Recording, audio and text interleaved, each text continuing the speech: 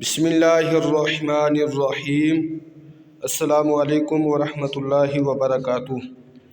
جماعت ہفتم کے طلباء، آج ہم باب چہارم سبق نمبر 5 جس کا عنوان ہے ماحول کی آلودگی اور اسلامی تعلیمات، اس کی ہم نے بلند خوانی کرنی ہے اور اس کا مشقی کام ہم نے کرنا ہے۔ تو یہ آپ کو پیج نظر آ رہا ہے، اس کو نکال لیجئے اور توجہ کے ساتھ بلند خوانی سماعت کیجئے۔ ماحول کی آلودگی اور اسلامی تعلیمات۔ ہمارے ماحول میں ایسے اجزاء کا شامل ہو جانا جو صحت کے لیے نقصان دہ ہوں، ماحول کی آلودگی کہلاتا ہے۔ ماحول کو آلودہ کرنے میں فیکٹریوں سے نکلنے والا زہریلا مواد اور دھواں، روز بروز بڑھتی ہوئی ٹریفک کا شور، کوڑا کرکٹ اور گندگی کے ڈھیر، کھادوں اور زہریلی ادویات کا غیر ضروری استعمال، درختوں اور جنگلات کی غیر ضروری کٹائی اور ہمارے شہروں کی آبادی کے پھیلاؤ میں ناقص منصوبہ بندی شامل ہے۔ اسلام نے ماحول کو صاف رکھنے کی تاکید کی ہے۔ صفائی اور پاکیزگی کو اسلام میں بنیادی حیثیت حاصل ہے۔ اللہ تعالیٰ صاف ستھرا رہنے والوں کو پسند فرماتا ہے۔ اللہ تعالیٰ کے ارشاد ہے، واللہ یحب المطہرین، اور اللہ تعالیٰ پاک رہنے والوں کو پسند کرتا ہے۔ رسول اللہ صلی اللہ علیہ وسلم نے صفائی کو نصف ایمان قرار دیا ہے۔ ہمارا مذہبی فریضہ ہے کہ ہم نہ صرف خود کو پاک صاف رکھیں بلکہ اپنے ماحول کو بھی آلودگی سے بچائیں اور اسے خوبصورت بنائیں۔ ماحول کی آلودگی کی مختلف صورتیں ہیں، جن میں چند یہ ہیں۔ زمینی آلودگی۔ کارخانوں اور فیکٹریوں سے نکلنے والا فالتو مواد ماحول کو آلودہ کر دیتا ہے۔ بعض اوقات کاشتکار حضرات زیادہ سے زیادہ پیداوار حاصل کرنے کی ہوس میں لگ جاتے ہیں اور اپنی زمینوں میں بے تحاشا کیمیائی کھادوں اور مختلف قسم کی زہریلی ادویات کا استعمال کرتے ہیں، جس سے وقتی طور پر پیداوار زیادہ ہو جاتی ہے اور وہ زیادہ منافع حاصل کر لیتے ہیں، لیکن ایسی فصلیں انسانی صحت کے لیے نقصان دہ ہوتی ہیں اور زمین بھی آئندہ کے لیے آلودگی کا شکار ہو جاتی ہے اور اس کی زرخیزی کم ہو جاتی ہے۔ ایک مسلمان کوئی ایسا کام نہیں کرتا جس سے دوسروں کو تکلیف ہو۔ فضائی آلودگی۔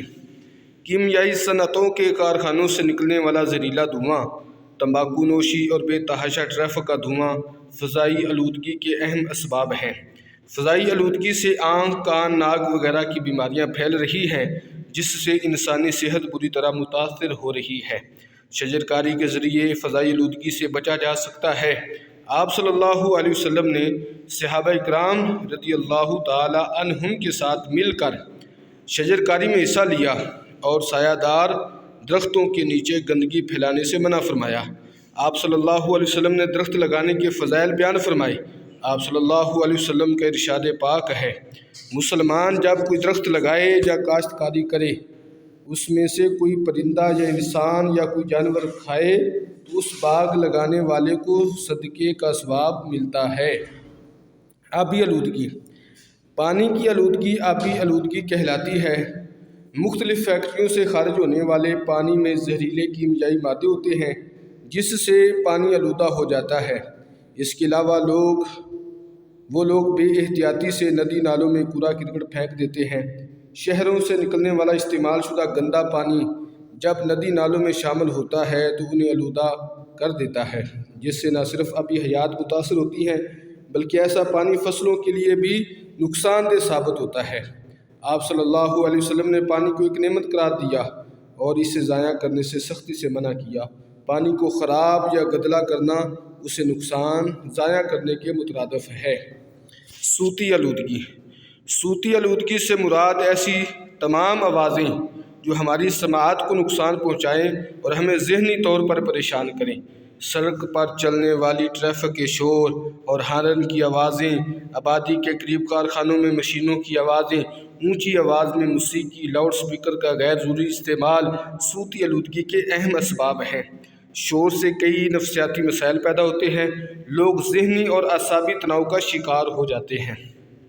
قرآن مجید میں ارشاد ہے وَاغْضُضْ مِن صَوْتِكَ إِنَّ أَنْكَرَ الْأَصْوَاتِ لَصَوْتُ الْحَمِيرِ، اور اپنی آواز آہستہ رکھو، بے شک سب سے بری آواز گدھوں کی آواز ہے۔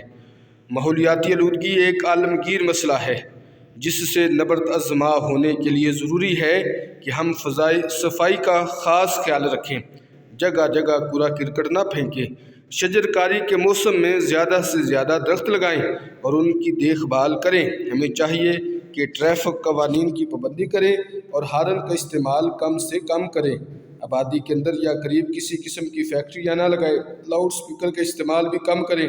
اگر ہم اسلامی تعلیمات پر عمل کریں تو ہمارے ماحول کی آلودگی نہ صرف کم ہو جائے گی بلکہ اس میں خوبصورتی پیدا ہو سکتی ہے۔ ارشاد نبوی صلی اللہ علیہ وسلم الطہور شطر الایمان، پاکیزگی نصف ایمان ہے۔ تو آپ حضرات کی بلند خوانی مکمل ہوئی۔ اب ہم اس کی مشق کریں گے اور اس کا جو سوال نمبر 3 ہے، درست جملوں کے سامنے گڈ اور غلط کے سامنے کراس کا نشان لگائیں۔ الف، ماحولیاتی آلودگی ایک عالمگیر مسئلہ ہے، صحیح۔ شور کی آلودگی سے نفسیاتی مسائل بڑھتے ہیں، صحیح۔ ہم اسلامی تعلیمات پر عمل کریں تو ہمارے ماحول کی آلودگی کم ہو جائے گی، صحیح۔ صفائی کا خیال رکھنا صرف حکومت کا کام ہے، غلط۔ پاکیزگی نصف ایمان ہے، صحیح۔ یہ سوال نمبر 4 ہے، کالم الف کو کالم بے سے ملائیں۔ رسول اللہ صلی اللہ علیہ وسلم نے صفائی کو نصف ایمان قرار دیا ہے۔ ایک مسلمان کوئی ایسا کام نہیں کرتا جس سے دوسروں کو تکلیف ہو۔ شجر کاری کے ذریعے فضائی آلودگی سے بچا جا سکتا ہے۔ پانی کی آلودگی آبی آلودگی کہلاتی ہے۔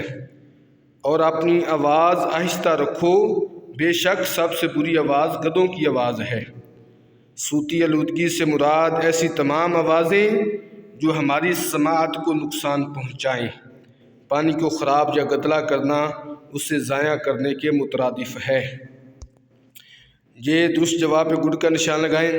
الف، صفائی اور پاکیزگی کو اسلام میں کیسی حیثیت حاصل ہے؟ تو اس کا جو کریکٹ جواب ہے وہ ہے بنیادی، نمبر 2 پہ۔ رسول اللہ صلی اللہ علیہ وسلم نے کس چیز کو نصف ایمان قرار دیا ہے؟ تو اس کا جواب ہے صفائی، نمبر 4۔ قرآن مجید میں کس آواز کو بری آواز کہا گیا ہے؟ تو اس کا صحیح جواب ہے گدھوں کی، نمبر 3۔ فضائی آلودگی کے خاتمے کے لیے آپ صلی اللہ علیہ وسلم نے کس چیز کے فضائل بیان کیے؟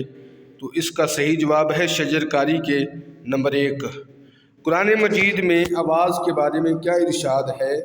تو اس کا صحیح جواب ہے آواز آہستہ رکھو، نمبر 2۔ تو یہ آپ کا مشقی کام جو ہے یہ بھی مکمل ہو گیا، آپ کی بلند خوانی بھی مکمل ہو گئی۔